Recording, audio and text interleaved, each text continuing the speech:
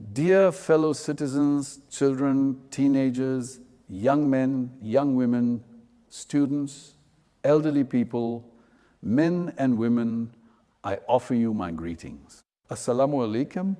Today is March the 25th, a shameful day of massacre in the history of human civilization. On the night of March 25th, 1971, Pakistani invading forces mercilessly fired on innocent, unarmed, sleeping Bengalis and killed thousands of people. From March 25th onwards, the people of this country built an armed resistance. After 9 months of war, Bangladesh became independent. On the eve of the great Independence Day, I remember with deep respect the brave martyrs of the great Liberation War, who sacrificed their lives for us to gain an independent, sovereign Bangladesh. 9 months of bloody war, hundreds of thousands of martyrs, and 200,000 tortured women sacrifices gave birth to an independent territory called Bangladesh on the world map. My salute to these heroes of the Liberation War. Along with them, I respectfully salute those who were killed, wounded, and martyred in the July 24th uprising, who stood against discrimination, exploitation, torture, and oppression. The July popular uprising has allowed us to fulfill the dream of building a Bangladesh free of discrimination, and we want to use this opportunity. Dear fellow citizens, on the occasion of fasting in the holy month of Ramadan, I extend my sincere congratulations to all of you. I also wish you all a happy Eid al-Fitr in advance. Eid Mubarak. I hope this Eid will be memorably joyful. Since taking responsibility, the current government has taken strong measures to control commodity prices. During Ramadan and Eid, our significant challenges were to keep the prices of goods in check and ensure the electricity supply.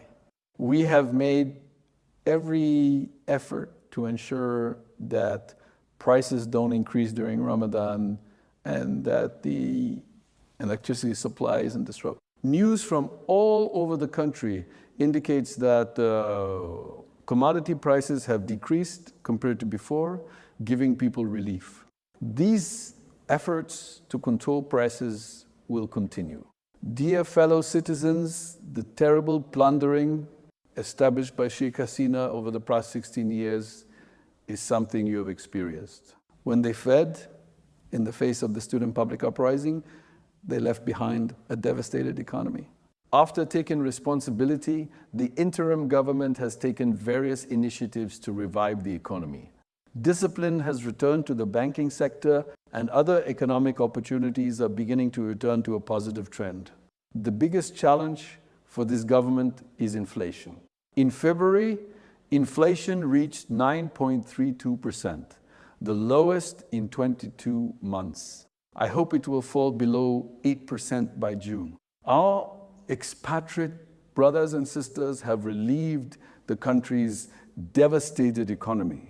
Since the interim government took responsibility, remittances have consistently increased. In February, remittance flow hit a record with a nearly 25% increase, reaching 2.5 billion. Remittance warriors are the brave soldiers building our economy. It's our responsibility to make the processes more manageable for them. We have taken measures to ensure that embassies work correctly and don't face harassment. We are working to ensure they can exercise their voting rights in the upcoming election. Like capturing Charles River Islands, the banks were captured during the fugitive government's tenure. They converted depositors' money into their funds. One of the interim government's main tasks was to restore confidence in the banking system, protect depositors' interests, establish rules and regulations, establish credibility in accounting, and restore trust in the banking system. As a result, discipline has returned to the economy.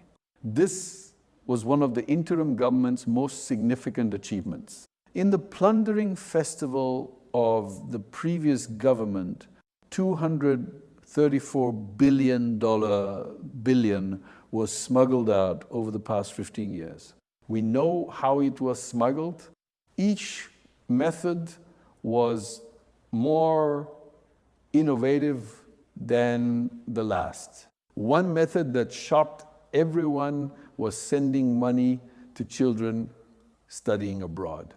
For one semester, 3 months of educational expenses through the official banking channel, they sent dollars, 3.33 million, or about 400 crore taka. Is there a more extreme method of smuggling than this? I don't think there's any limit to it. Nothing is possible when looting is established in place of laws, rules, and policies. International efforts have already been intensified to bring these money launderers to justice quickly. Dear fellow citizens, the interim government has regularly met with top investors from various countries worldwide. They are very interested in investing in Bangladesh's current system. I hope you will soon see new foreign investments in the country. Exports have increased by 13% since the government took responsibility. Container handling increased by 7% in January. The Bangladesh Investment Development Authority has already started addressing general problems investors face, including licensing requirements and repatriation laws. Next month, the Bangladesh Investment Development Authority is organizing a 4-day international investment conference in Dhaka. Many world-renowned investors will participate. DP World, Singapore PSA, AP Mother Maersk, and others have proposed several billion-dollar investments. Since the interim government took responsibility, governments worldwide have spontaneously extended their hands of friendship to us. This started last September at the United Nations annual meeting. You remember how world leaders came forward with interest in meeting with. Since then, at any conference I've attended, I've seen international leaders' interest continuously. In January, I went to Davos, Switzerland. At this conference, I had to participate in 47 separate events. I met with government heads, prime ministers, leaders of world trade, the UN Secretary General, and heads of various UN agencies. They expressed sincere interest in standing by us. Recently, I visited the United Arab Emirates. They had closed their visa to us during the previous government. We are continuing efforts to open their visa doors. They have promised to open visa doors after completing all the formalities from their side. I hope it will be opened soon. I propose to the United Arab Emirates that an industrial zone be established to build industries in our country. They have shown interest in this. They will start with 2 projects in the industrial zone. Discussions had begun for this. First, they will establish a halal gas processing factory to supply the Muslim world. Then they will establish a factory for fish processing. They have also expressed interest in operating our new maritime port. Dear fellow citizens, taking Bangladesh to a unique height on the world map is one of our primary goals. To this end, we have expressed interest in joining ASEAN as a member. Since the beginning of this year, Malaysia has taken over the chairmanship of ASEAN. I have spoken with Malaysia's Honorable Prime Minister Anwar Ibrahim about this. He has expressed support for our application and invited me to visit Malaysia. I accept this invitation. Malaysia has taken responsibility for organizing a United Nations conference to solve the Rohingya problem. They are sincerely working to resolve all of the issues that had arisen regarding taking workers from our country. Tomorrow, I am going to China for a 4-day visit. I will meet with President Xi Jinping. I will also meet with the CEOs of major Chinese business organizations. The world's largest Chinese solar panel manufacturer, LONGi, has expressed interest in establishing a factory in Bangladesh. We are working with them. In addition, there will be discussions on technical assistance, medical assistance, low-cost treatment, and other issues. They want to import mangoes, jackfruit, and pears from our country. This will start very soon. Through this visit, the relationship between our two countries will become closer. I have always said that we are a very fortunate nation because of our position on the world map. Bangladesh, India, Nepal, and Bhutan, these 4 South Asian countries can benefit from building a joint economy. Nepal and Bhutan are very interested in providing us with hydroelectricity, and we are interested in receiving it. There is no alternative to building industrial zones in Bangladesh. We have a vast ocean. Due to geographical location, it has brought significant economic opportunities for us. From Kumera to Teknaf, there is a long coastline. Along this long coast, if we can establish several modern technology-rich international standard seaports, industrial factories, and export processing zones, the economic future of the entire region can be rapidly transformed. If we can bring hydroelectricity from Nepal, our dependence on fossil fuels will decrease. The world is currently conscious about protecting the environment, and they are giving it the highest priority. If reliance on fossil fuels can be reduced and environmentally friendly alternatives found, it will attract more attention from foreign investors. Given the country's growing electricity demand, we have emphasized completing the Rupur nuclear power plant on time. The Director General of Rosatom told me that the power plant will be experimentally launched. Our products are world products. These products will go to Nepal, Bhutan, and India's 7 sisters. Products from neighboring countries will come here and reach the whole world. In this way, the region will become a profitable economic region, and Bangladesh will play an important role. Bangladesh's biggest problem is limitless corruption. The authoritarian government took this corruption to the top of the world. Due to corruption, not only is there an unbelievable increase in the cost of everything, but it also distorts all arrangements between the government and the people.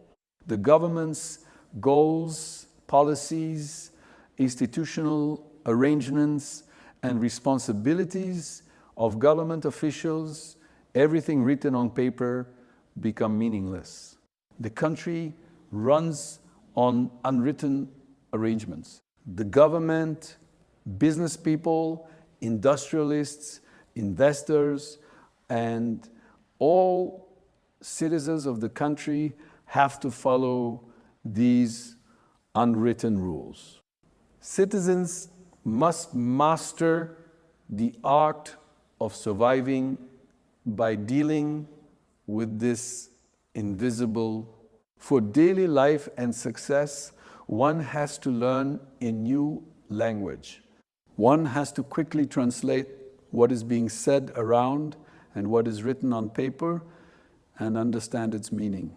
Otherwise, daily decisions cannot be made. The most significant difficulty is that there is no dictionary for this, because its meaning constantly changes depending on the individual place and situation.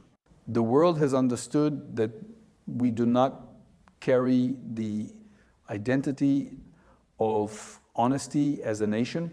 This is a matter of national disgrace and suicide for international trade. Like fellow citizens, the international community wants us to be free from corruption because they want to expand business and trade with us. Without being free from corruption, industry and trade will not function. There is no progress for Bangladesh without being free from corruption. The interim government is giving top priority to making all work corruption-free. Along with the effort to keep this government's term corruption-free, we are committed to ensuring that citizens can be kept free from corruption, supported by government patronage in the future. To prevent corruption and harassment, we emphasize that no citizen should have to physically visit any government office for daily, monthly, or annual work. To prevent corruption, it has been decided to introduce e-filing in all government offices. When the e-filing system is implemented, corruption will decrease. Knowing where a file is stuck in any office will be easy. The government is working on introducing online services wherever possible. We are determined to save citizens from this suffering for services that require helpless citizens to pay an unbelievable amount of money by exploiting their shortcomings. Please write to us or email us with suggestions on how to make getting services online easier.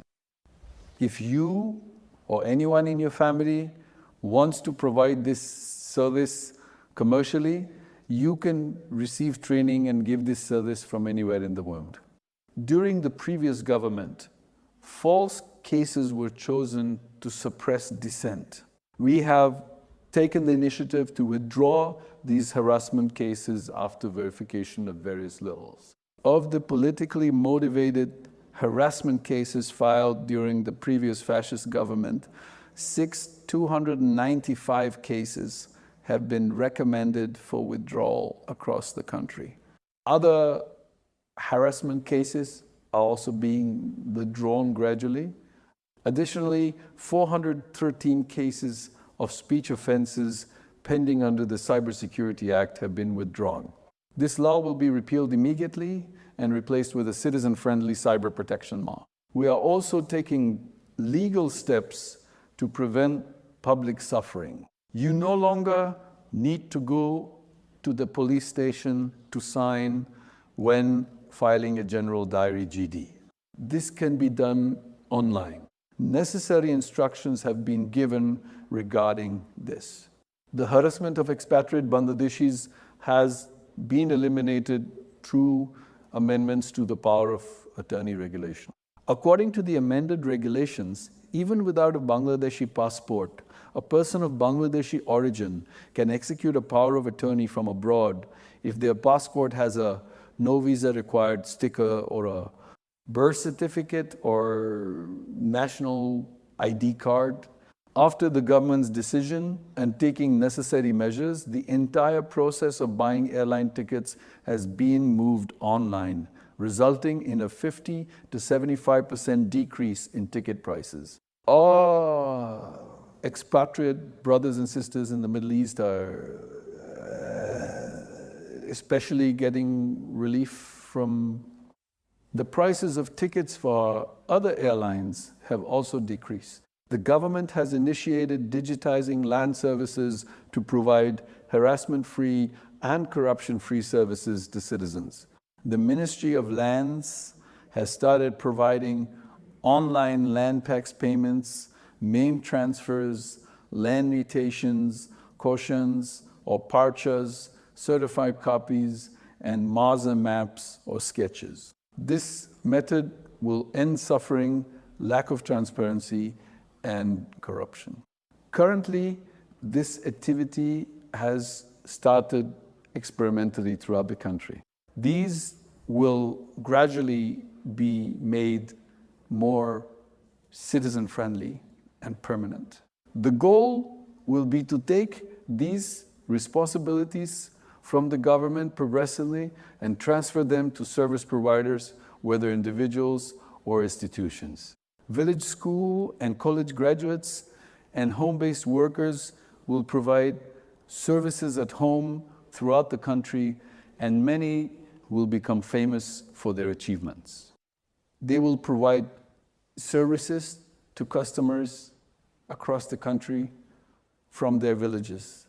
Following the recommendation of the Revenue Reform Commission, the National Board of Revenue will be abolished and replaced by two separate departments. One for policy formulation, called the National Revenue Policy Board, and the other for implementation, called the National Revenue Collection Department. As a result, the government's preferred individuals will no longer have the opportunity to evade revenue worth thousands of crores of taka. I hope that those who come to government in the future will also maintain this policy. The current era is the era of technology, the era of creativity. Our country has 170 million men and women, among whom young people are the vast majority.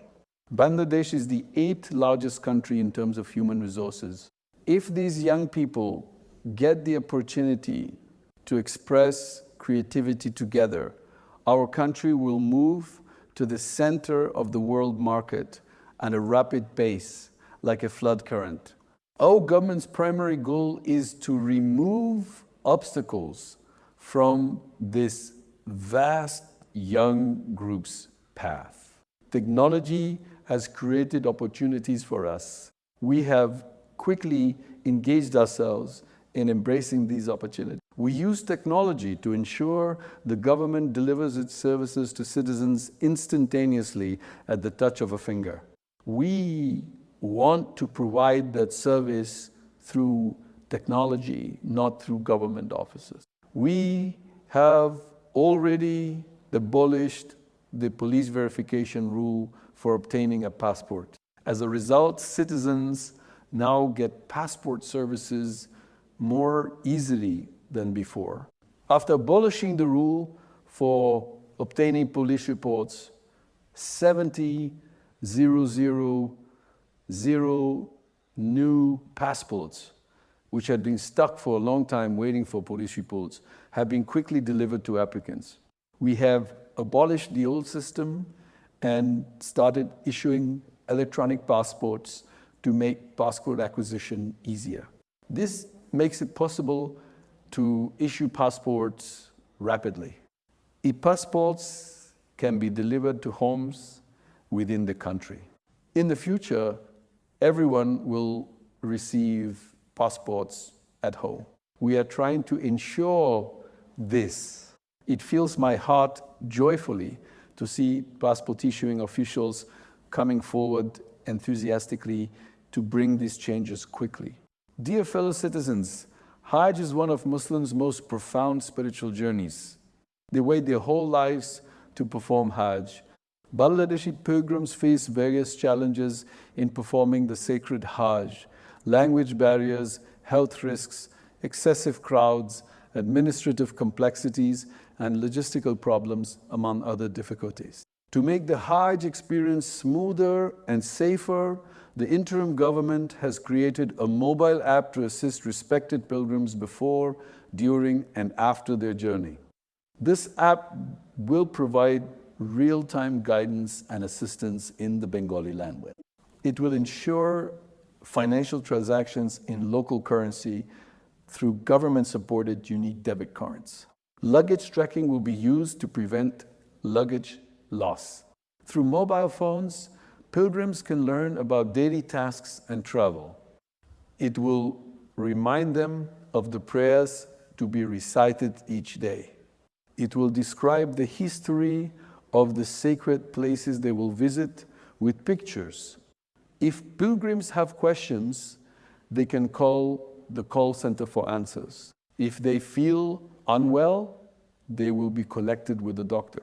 Respected pilgrims can write suggestions on the suggestion page. All measures will be included to ensure that the daily hassles of travel do not defeat the primary purpose of Hajj. Dear fellow citizens, you have heard that I spoke on the phone with Elon Musk, the founder of Starlink and the world's top billionaire owner of SpaceX and Tesla, and invited him to start Starlink operations in Bangladesh. Accordingly, company representatives are now arranging to begin their operations in Bangladesh. Work is underway to finalize a commercial agreement with them within 3 months. Starlink will revolutionize Bangladesh's digital world through low-cost, high-speed internet. When the Starlink service is launched, every village, deep area, and complex mountainous region in the country will receive high-speed internet service. Once Starlink is operational, no future government can shut down internet services and restrict people's access to information. World-class education, health services, and economic participation for all citizens can be ensured in every region of Bangladesh. No matter where they live in the country's remote areas, our new generation will be able to grow up as global citizens. The government has formulated the Youth Entrepreneurship Policy 2025. It will aim to empower young men and women as the main drivers of social, economic, and environmental progress. This policy will help create successful entrepreneurs who can achieve sustainable development goals. The contribution of young entrepreneurs in the social and economic fields will be recognized. Dear fellow citizens, UN Secretary General Antonio Guterres visited Bangladesh a few days ago. I took him to the Rohingya camps in Cox's Bazar. We had iftar together with 100,000 Rohingya children, teenagers, women, and men living in the camps. With our proposal, Malaysia and Finland have come forward to jointly organize a conference on the Rohingya crisis at the UN General Assembly this September. I have invited Australia's former acting Prime Minister, Julie Bishop, to play a key role in this important meeting, and she has accepted my proposal. During his visit to Bangladesh, the UN Secretary General met separately with members of the National Unity Commission, political party leaders, and youth. In these meetings, everyone shared with the UN Secretary General their dreams of building a new Bangladesh. You know that the description of the fallen dictatorship's oppression has emerged in the report of the UN Human Rights Commissioner's Office. They have published a detailed report after a thorough investigation of the suppression, torture, and killings carried out by Sheikh Hasina's government and the Awami League against students, workers, and the public during July and August. It clearly emerged in this report that Hasina herself ordered security forces to kill protesters. The previous government, Awami League, and their associated groups and organizations were collectively involved in serious human rights violations in a planned manner. The Human Rights Commissioner's report states that approximately 400 people were killed during the protests, of which about 13% were children. Because they were at the forefront of the protests, our July daughters were attacked by security forces and Awami League supporters and even subjected to sexual violence. Reading the UN report makes everyone's hair stand on end. Such horrors. How can a prime minister order the killing of unarmed people in her own country and the hiding of bodies to cling to power? She has surpassed all cruelty in the world. This is what has emerged in the UN report. We welcome this report from the Office of the High Commissioner for Human Rights. The interim government is seriously considering the recommendations made in the report. I want to assure you that those who were involved in mass killings, who indiscriminately killed people, who are already recognized by the world as killers, will be brought to justice in this country. Dear fellow citizens, you know that since the interim government took responsibility, there has been a festival of rumors in the media and social media. Attempts are being made to destabilize the country by spreading false information one after another to confuse the people. Rumors are being spread to innovative processes, joining one image with another, creating photo cards where the incident is one thing but the image is another, passing off events from other countries as local events and creating chaos on social media. As the election approaches, this will become even more terrifying. You all know who is behind this and why. We have sought UN assistance to prevent the spread of rumors and false theories.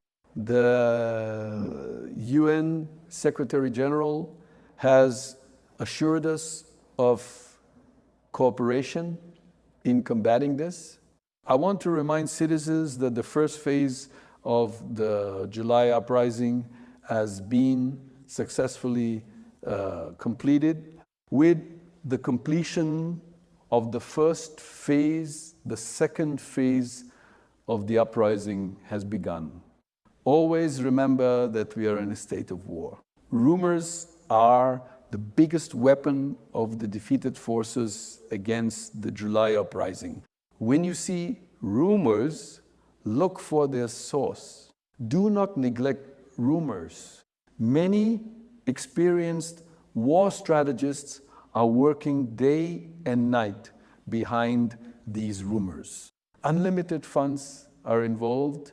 Their main goal is to make the July uprising. We will not let it fail. Our collective unity is burning the skin of the fugitive forces. They want to break this unity. You won't even notice their innovative strategies. You won't realize when you become a puppet in their game. We must stop these rumors with our awareness and collective unity. We must defeat the conspiracy of the fugitive evil forces. Dear fellow citizens, you know that the National Unity Commission has already started its work.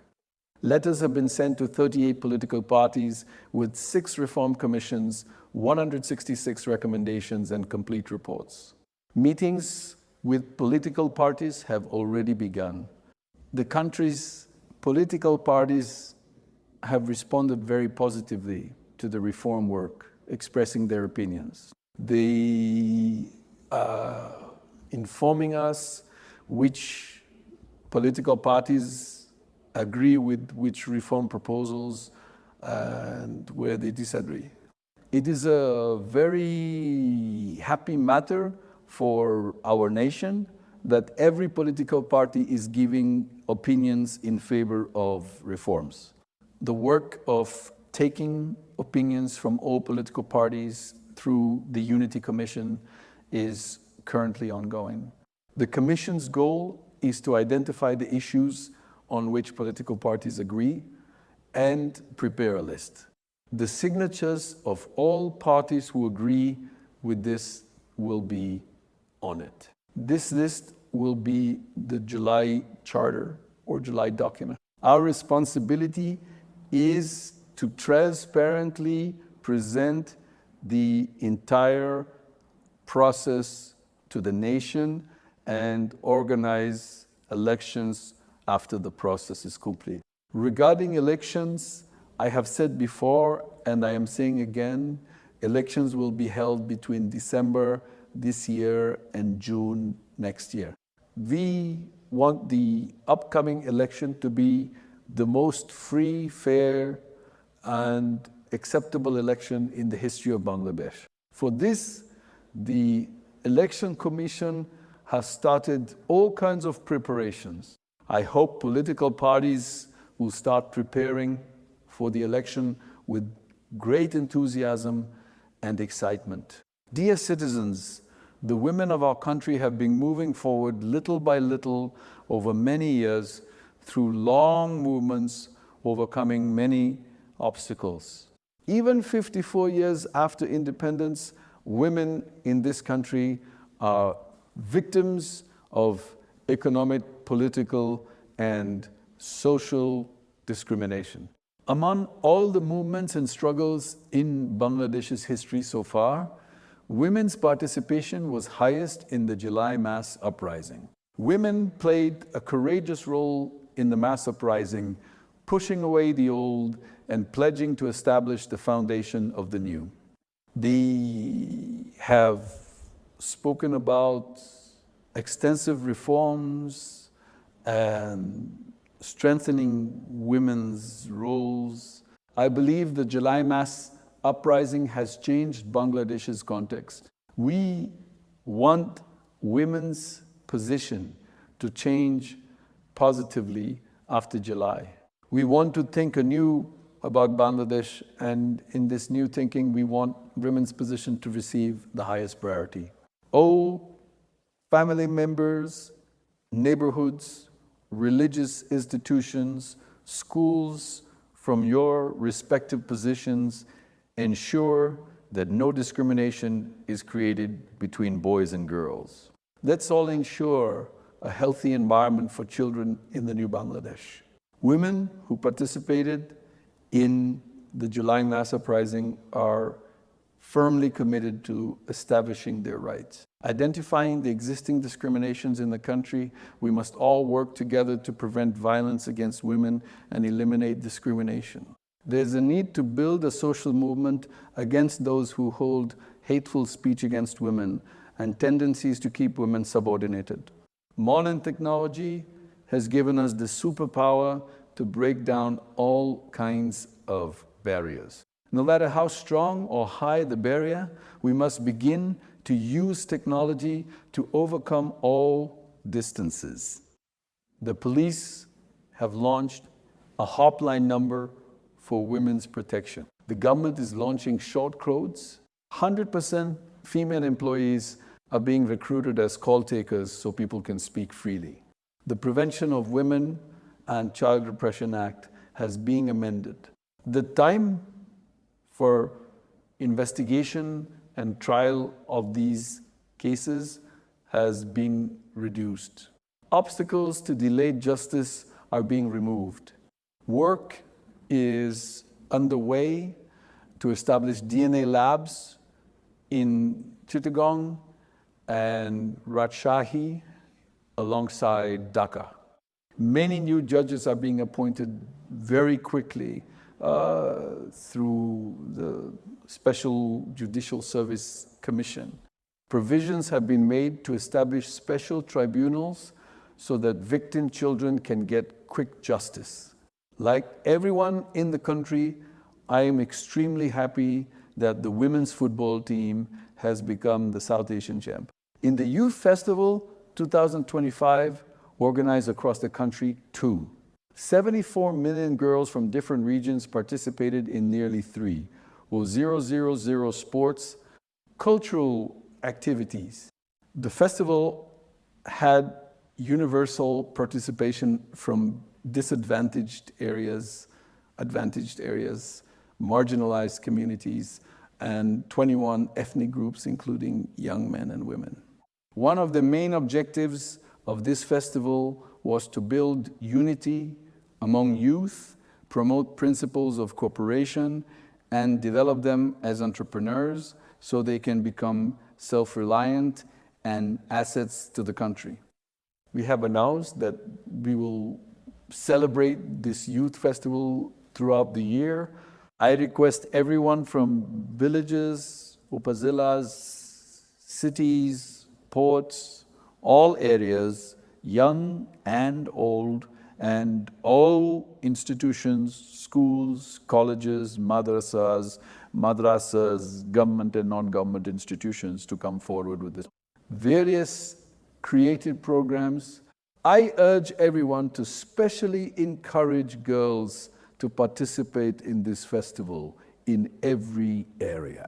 I am waiting with interest to know where and how this is being celebrated. We will be ready to award the best village, best upazila, best city, best institution, and best individual at various levels. Although with women's rights, we must remember with equal importance the civic rights of minorities and the ethnic groups of plains and hills. If anyone's civic rights are neglected, it will create a great crisis for this nation. As citizens, we must ensure that none of us can be accused of violating another citizen's rights. Only then will a truly new Bangladesh be born. I conclude my speech by offering my salam to everyone again. Assalamu alaikum. I extend Independence Day greetings to everyone. May the endless mercy of Almighty Allah be showered upon us in the holy month of Ramadan. I pray that on the sacred night of Laylatul Qadr, Allah accepts the prayers of all His servants. At the same time, I wish everyone Eid Mubarak for the holy Eid. During the Eid, go to your homes with your families safely and joyfully, visit the graves of your relatives, inquire about poor families, think about improving their future, introduce them to your children. I hope that in the Eid congregation, everyone, regardless of party or opinion, will remain firmly united despite all provocations from the defeated forces. I urge you to pray to Allah for this. May everyone's life be meaningful and joyful. May Almighty Allah help us all.